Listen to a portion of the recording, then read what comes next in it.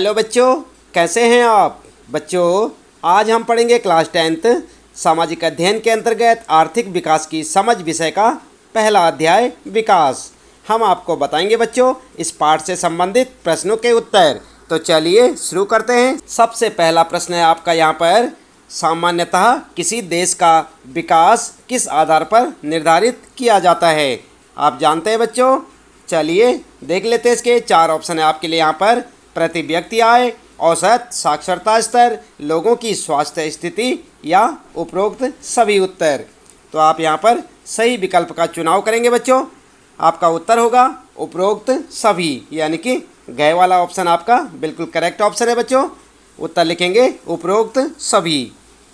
इसके बाद बच्चों दूसरा प्रश्न है आपका, निम्नलिखित पड़ोसी देशों में से मानव विकास के लिहाज से किस देश की स्थिति भारत से बेहतर है। और यहाँ पर आपके 4 ऑप्शन है बच्चों। क है बांग्लादेश, ख श्रीलंका, ग नेपाल और घ पाकिस्तान। तो यहाँ पर आपको सही विकल्प चुनना है। तो आपका उत्तर होगा बच्चों श्रीलंका, यानी कि ख वाला ऑप्शन आपका बिल्कुल करेक्ट ऑप्शन है। इसके बाद बच्चों तीसरा प्रश्न है आपका, मान लीजिए कि एक देश में 4 परिवार हैं। इन परिवारों की प्रति व्यक्ति आय 5,000 रुपया है। अगर 3 परिवारों की आय क्रमशः 4,000, 7,000 और 3,000 रुपया है तो चौथे परिवार की आय क्या है। और यहाँ पर है आपके 4 ऑप्शन बच्चों, आप देख सकते हैं। क है 7,500, ख है 3,000, ग है 2,000 और घ 6,000 रुपया।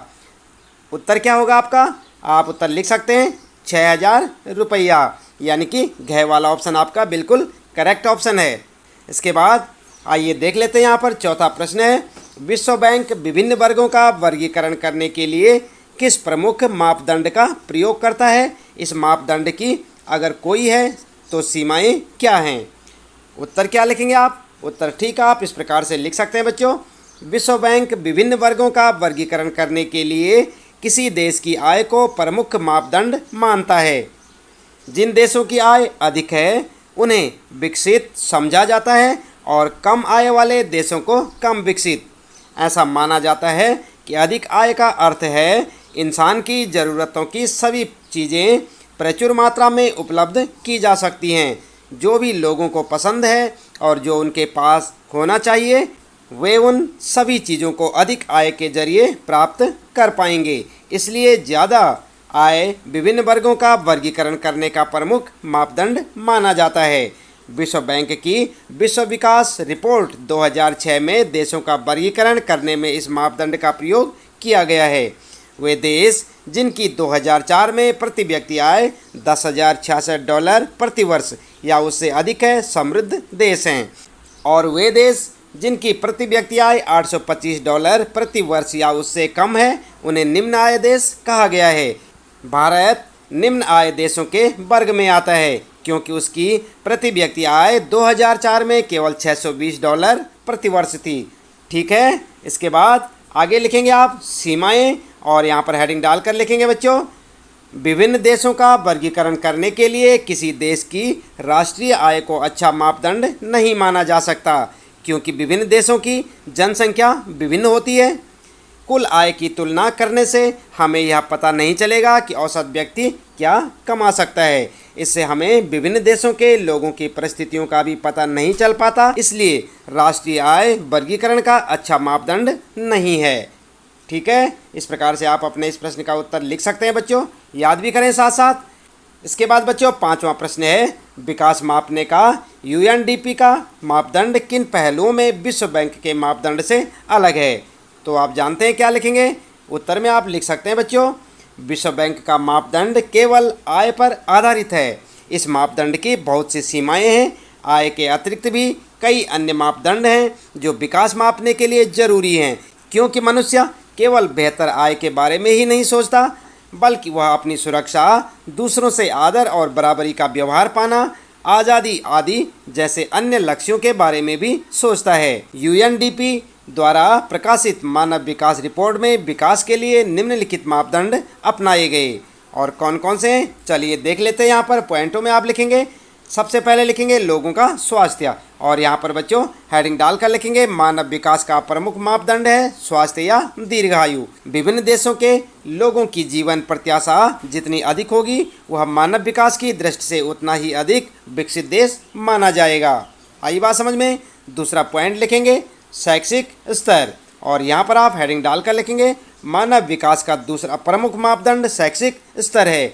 किसी देश में साक्षरता की दर जितनी ज़्यादा होगी वह उतना ही विकसित माना जाएगा, और यह दर यदि कम होगी तो उस देश को अल्प विकसित कहा जाएगा। ठीक है। तीसरा पॉइंट लिखेंगे बच्चों प्रति व्यक्ति आय, और यहाँ पर भी आप हेडिंग डालकर लिखेंगे मानव विकास का तीसरा मापदंड है प्रति व्यक्ति आय। जिस देश में प्रति व्यक्ति आय अधिक होगी उस देश में लोगों का जीवन स्तर भी अच्छा होगा, और अच्छा जीवन स्तर विकास की पहचान है।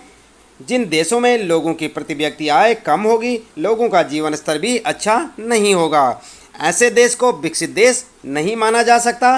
कई वर्षों के अध्ययन के बाद यूएनडीपी ने विश्व के 173 देशों का मूल्यांकन इन आधारों पर किया। 53 देशों को उच्च मानव विकास की श्रेणी में, 84 देशों को मध्यम मानव विकास की श्रेणी में तथा 26 देशों को मानव विकास के निम्न स्तर पर रखा।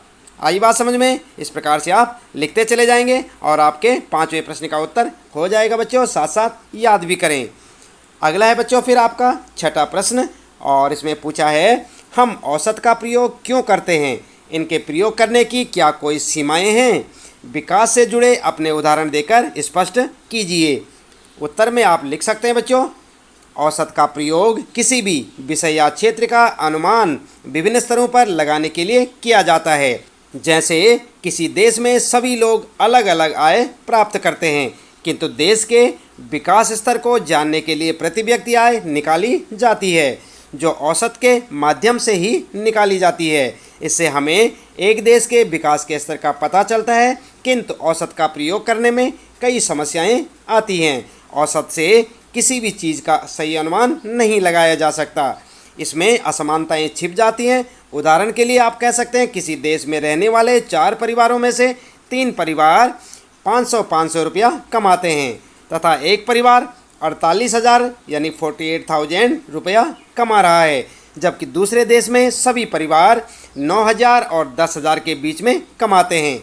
दोनों देशों की औसत आय समान है, किंतु एक देश में आर्थिक असमानता बहुत ज़्यादा है, जबकि दूसरे देश में सभी नागरिक आर्थिक रूप से समान स्तर के हैं। इस प्रकार औसत तुलना के लिए तो उपयोगी है, किंतु इससे असमानताएं छिप जाती हैं। इससे यह पता नहीं चलता कि यह आय लोगों में किस तरह वितरित है। आई बात समझ में। इस प्रकार से आप लिख सकते हैं बच्चों अपने 6ठे प्रश्न का उत्तर। इसके बाद आता है फिर आपका 7वां प्रश्न, और 7वें प्रश्न में पूछा है प्रति व्यक्ति आय कम होने पर भी केरल का मानव विकास क्रमांक पंजाब से ऊंचा है, इसलिए प्रति व्यक्ति आय एक उपयोगी मापदंड बिल्कुल नहीं है और राज्यों की तुलना के लिए इसका उपयोग नहीं करना चाहिए। क्या आप सहमत हैं? इस पर चर्चा कीजिए। तो आप उत्तर में क्या लिख सकते हैं बच्चों? तो आप उत्तर लिखेंगे यदि व्यक्तिगत आकांक्षाओं और लक्ष्यों को देखा जाए तो हम पाते हैं कि लोग केवल बेहतर आय के विषय में ही नहीं सोचते, बल्कि वे अपनी सुरक्षा, दूसरों से आदर और बराबरी का व्यवहार पाना, आज़ादी इत्यादि अन्य लक्ष्यों के बारे में भी सोचते हैं।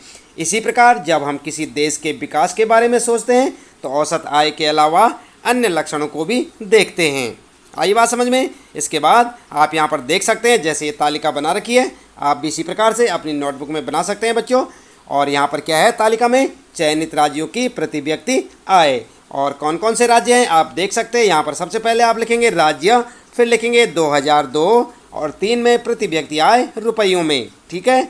और इसके बाद ठीक इसी प्रकार से तालिका बनाते हुए आप लिखेंगे पंजाब, केरल और बिहार। और यहाँ पर आप देख सकते हैं पंजाब की प्रति व्यक्ति आय रुपयों में कितनी है 26,000, केरल में कितनी है 22,800 और बिहार में 5,700। दिख रहा है ना आपको। तो इसी प्रकार से आप अपनी एक तालिका बनाकर उसमें इसे दिखा सकते हैं। इसके बाद आप देखेंगे यहाँ पर तालिका 1.2 जो आपको दिख रही है यहाँ पर पंजाब, केरल और बिहार के कुछ तुलनात्मक आंकड़े। यहाँ पर लिखेंगे आप राज्य, और यहाँ पर लिखेंगे शिशु मृत्यु दर 1000 व्यक्ति पर 2003 में। यहाँ पर लिखेंगे आप साक्षरता दर प्रतिशत में 2001 में। फिर यहाँ पर लिखेंगे कक्षा 1 से 5 का निवल उपस्थिति अनुपात 1995 और 96 में, ठीक है। और इसके बाद सबसे पहले लिखेंगे पंजाब, और पंजाब पर यहाँ शिशु मृत्यु दर लिखेंगे आप 49, और साक्षरता दर लिखेंगे प्रतिशत में 70%, और उपस्थिति अनुपात में लिखेंगे 81 यानी कि 81।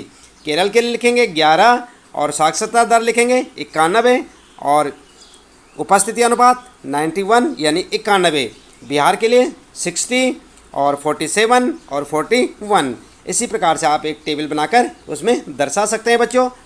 और इसके बाद लिखेंगे बच्चों इस तालिका में प्रयोग किए गए कुछ शब्दों की व्याख्या, क्योंकि आपने चर्चा करनी है। इसके बाद आप इनके बारे में बताएंगे क्या है। सबसे पहले लिखेंगे, पहला पॉइंट लिखेंगे शिशु मृत्यु दर। किसी वर्ष में पैदा हुए 1000 जीवित बच्चों में से 1 वर्ष की आयु से पहले मर जाने वाले बच्चों का अनुपात दिखाती है। आप देख रहे हैं यहाँ पर टेबल में 1000 बच्चों पर यहाँ पर जो है 49 लिखा है, यहाँ पर 11 लिखा है, और यहाँ पर 60, ठीक है। तो इस प्रकार से आप दिखा सकते हैं शिशु मृत्यु दर में किसी वर्ष में पैदा हुए 1000 जीवित बच्चों में से 1 वर्ष की आयु से पहले मर जाने वाले बच्चों का अनुपात दिखाती है। साक्षरता दर क्या बताती है आपको, यहाँ पर लिखेंगे साक्षरता दर, और लिखेंगे 7 वर्ष और उससे अधिक आयु के लोगों में साक्षर जनसंख्या का अनुपात, ठीक है। इसी प्रकार से निवल अनुपस्थिति अनुपात में आप दिखा सकते हैं 6 से 10 वर्ष की आयु के स्कूल जाने वाले कुल बच्चों का उस आयु वर्ग के कुल बच्चों के साथ प्रतिशत। आई बात समझ में। ठीक इस प्रकार से आपकी जो टेबल बनी हुई है उसके बारे में हम यहाँ पर चर्चा कर रहे हैं कि कौन से कॉलम में आपको क्या दर्शाना है। ध्यान दें बच्चों, आगे तालिका 1.1 में दिए गए आंकड़ों के अनुसार पंजाब की प्रति व्यक्ति आय केरल और बिहार से ज़्यादा है। आपने देखी थी यहाँ पर केरल और बिहार से ज़्यादा थी बच्चों। यहाँ पर देख सकते हैं आप पंजाब की औसत आय कितनी है 26,000 रुपया, और केरल में कितनी है 22,800, बिहार में 5,700। तो यहाँ पर जो आप देख सकते हैं केरल और बिहार से ज़्यादा है ना पंजाब की आय, प्रति व्यक्ति आय पंजाब में ज़्यादा है। इस प्रकार यदि आय को ही विकास का मापदंड माना जाए तो तीनों राज्यों में पंजाब सबसे अधिक और बिहार सबसे कम विकसित राज्य माना जाएगा। किंतु यदि तालिका 1.2 यानी कि दूसरी तालिका में दिए गए अन्य आंकड़ों को देखें तो पाते हैं कि केरल में शिशु मृत्यु दर पंजाब से बहुत कम है। आपने देखी थी यहाँ पर, आप देख सकते हैं यहाँ पर जो शिशु मृत्यु दर की बात की जा रही है बच्चों, आप ध्यान दें केरल में जो है पंजाब से कम है। केरल में कितनी है 11 है, और पंजाब में कितनी है 49 यानी कि 49। तो यहाँ पर जो है केरल की स्थिति पंजाब से बेहतर है शिशु मृत्यु दर में। और जबकि आय में देखा जाए तो प्रति व्यक्ति आय में पंजाब जो है केरल से आगे है। आप देख रहे हैं यहाँ पर केरल जो है आय के मामले में पीछे है, और शिशु मृत्यु दर के मामले में केरल का स्थान बेहतर है, जबकि पंजाब में प्रति व्यक्ति आय अधिक है। इसी प्रकार केरल में साक्षरता दर सबसे अधिक और बिहार में सबसे कम है। इस प्रकार केवल प्रति व्यक्ति आय को ही विकास का मापदंड नहीं माना जा सकता। अन्य मापदंडों जैसे साक्षरता, स्वास्थ्य आदि को देखें तो केरल की स्थिति पंजाब से बेहतर है। आप देख सकते हैं तालिका में बच्चों, आपको स्पष्ट नजर आएगा। इसके बाद 8वां प्रश्न है फिर आपका, और यहाँ पर पूछा है भारत के लोगों द्वारा ऊर्जा के किन स्रोतों का प्रयोग किया जाता है, ज्ञात कीजिए अब से 50 वर्ष पश्चात क्या संभावनाएं हो सकती हैं। तो उत्तर आप किस प्रकार से लिखेंगे, उत्तर लिखेंगे बच्चों भारत के लोगों द्वारा इस्तेमाल किए जा रहे ऊर्जा के वर्तमान स्रोत निम्नलिखित हैं। आप जानते हैं कौन कौन से हैं, चलिए देख लेते हैं। पॉइंटों में देखेंगे। नंबर 1 कोयला। कोयले का प्रयोग ईंधन के रूप में तथा उद्योगों में कच्चे माल के रूप में किया जाता है। वाष्प इंजन जिसमें कोयले का प्रयोग होता है रेलों और उद्योगों में किया जाता है। दूसरा पॉइंट लिखेंगे बच्चों खनिज तेल, और यहाँ पर आप देख सकते हैं खनिज तेल का प्रयोग सड़क परिवहन, जहाज़ों, वायुयानों आदि में किया जाता है। तेल को परिष्कृत करके डीजल, मिट्टी का तेल, पेट्रोल आदि प्राप्त किए जाते हैं। अगला है फिर आपके लिए प्राकृतिक गैस, और यहाँ पर आप लिख सकते हैं प्राकृतिक गैस का भी अब शक्ति के साधन के रूप में बहुत प्रयोग किया जाने लगा है। गैसों को पाइपों के सहारे दूर दूर के स्थानों पर पहुँचाया जाता है, इससे अनेक औद्योगिक इकाइयाँ चल रही हैं। उसके बाद अगला पॉइंट लिखेंगे नंबर 4 जल विद्युत। यह ऊर्जा का नवीनीकरण संसाधन है अब तक ज्ञात सभी संसाधनों में यह सबसे सस्ता है। इसका प्रयोग घरों, दफ्तरों तथा औद्योगिक इकाइयों में बड़े पैमाने पर किया जाता है। 5वां पॉइंट लिखेंगे बच्चों, ऊर्जा के अन्य स्रोत। और यहाँ पर आप लिख सकते हैं ऊर्जा के कुछ ऐसे स्रोत भी हैं जिनका प्रयोग अभी कुछ समय पूर्व से ही किया जाने लगा है।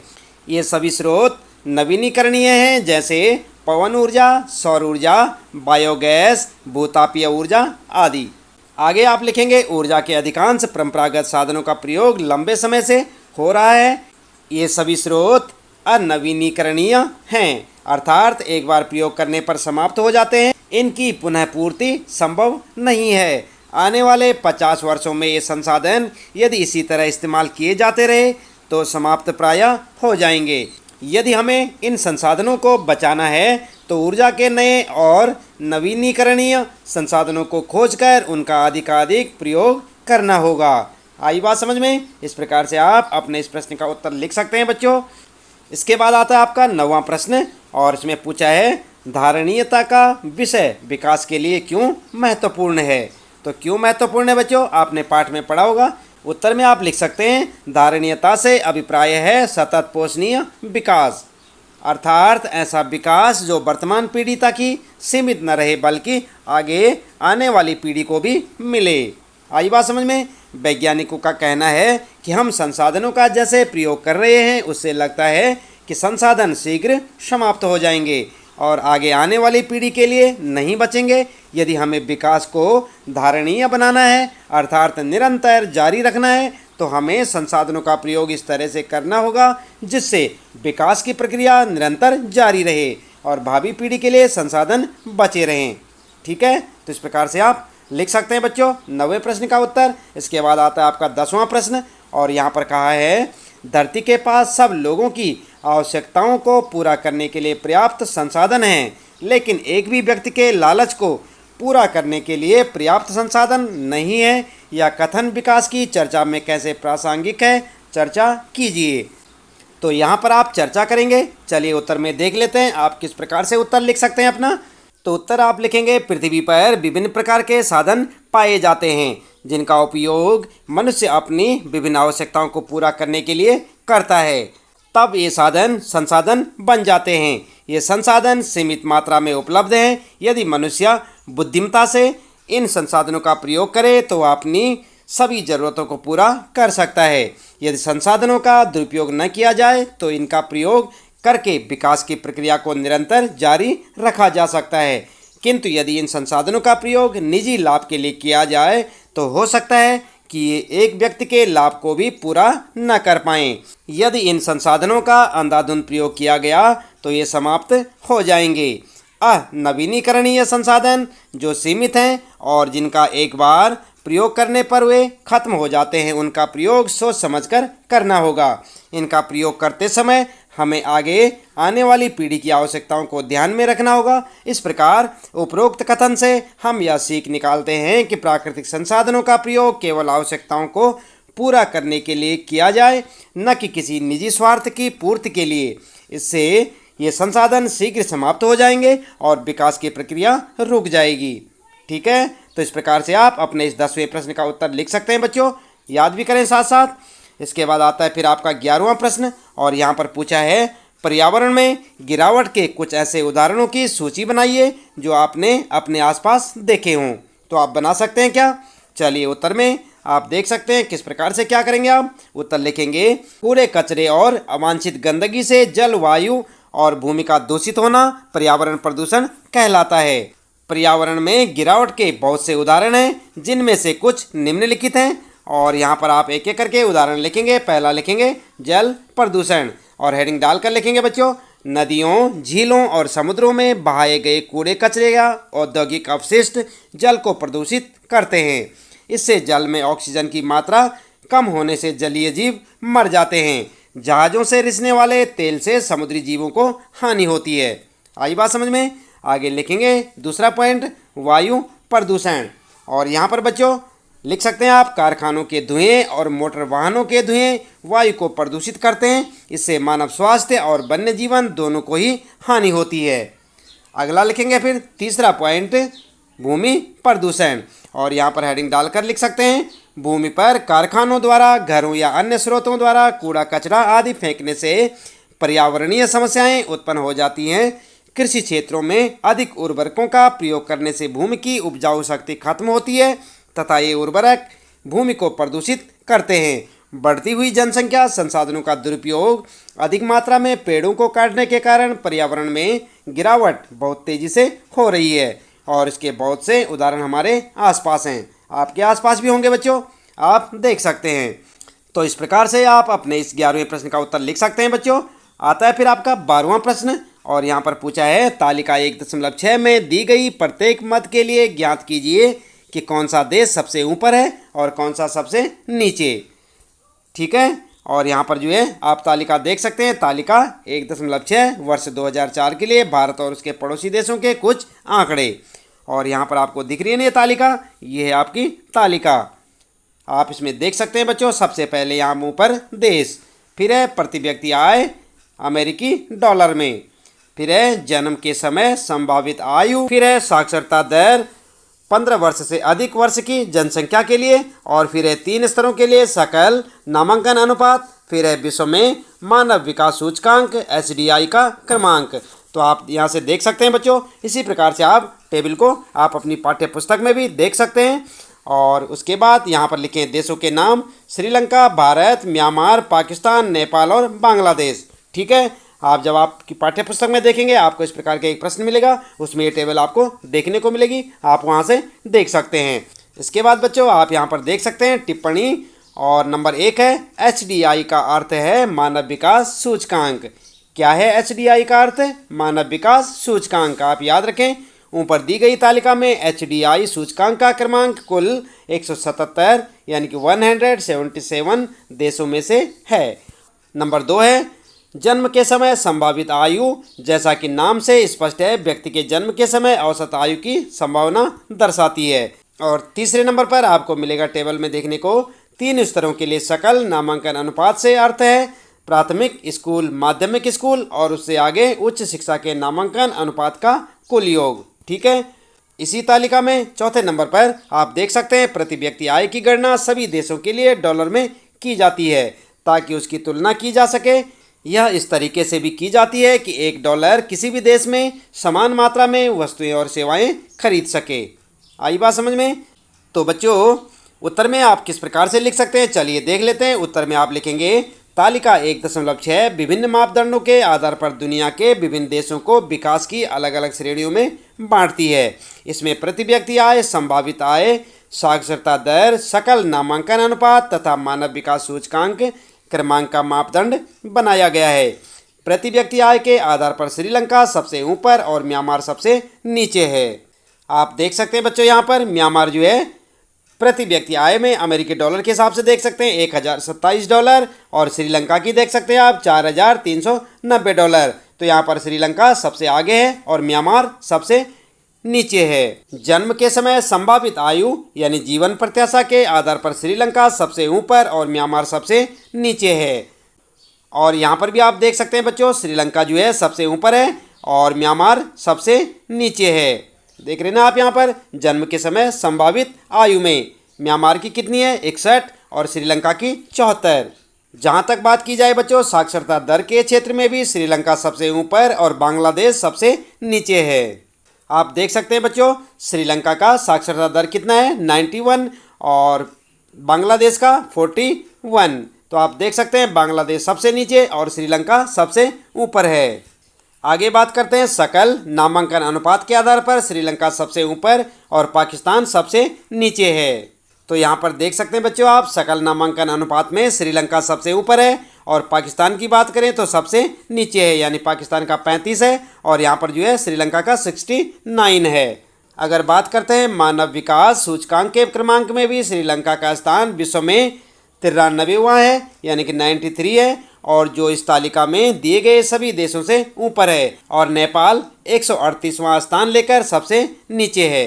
तो आप देख सकते हैं टेबल में बच्चों। तो इस प्रकार से आप लिख सकते हैं अपने इस 12वें प्रश्न का उत्तर।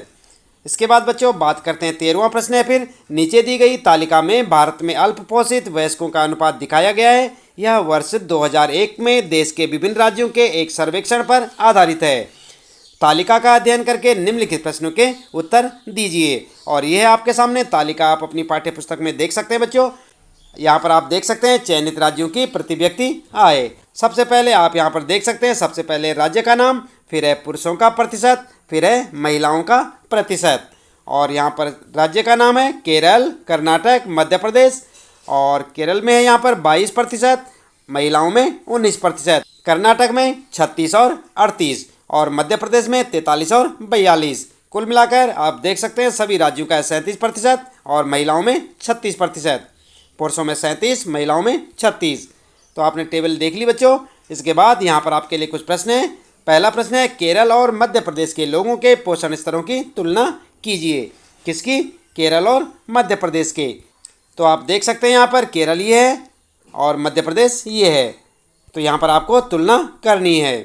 आप लिखेंगे बच्चों उत्तर में, उपरोक्त आंकड़े केरल और मध्य प्रदेश के लोगों के पोषण स्तर को दर्शाते हैं।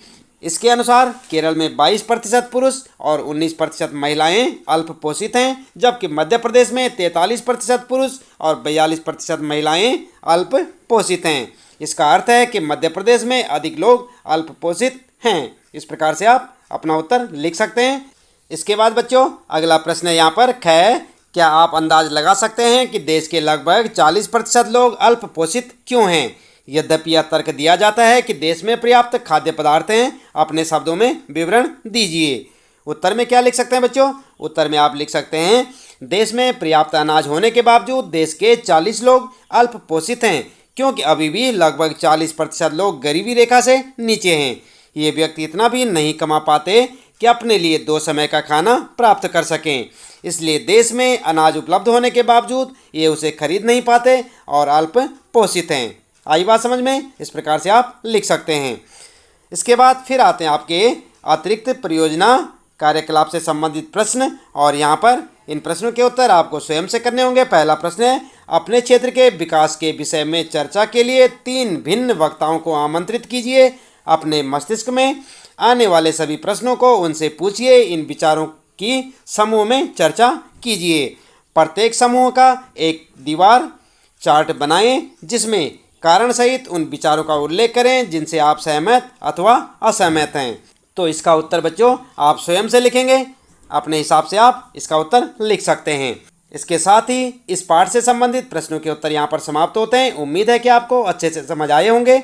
इसी प्रकार लगातार कक्षा 10 सामाजिक अध्ययन के सभी पाठों के प्रश्न उत्तर जानने के लिए जुड़े रहें हमारे साथ। यदि आप चैनल में पहली बार आए हैं तो चैनल को सब्सक्राइब अवश्य कर दें, बेल आइकन भी दबा दें बच्चों, ताकि आपको आने वाली प्रत्येक पाठ की वीडियो की नोटिफिकेशन मिलती रहे। मिलते हैं फिर अगली वीडियो में नए पाठ के कुछ नए प्रश्न उत्तरों के साथ।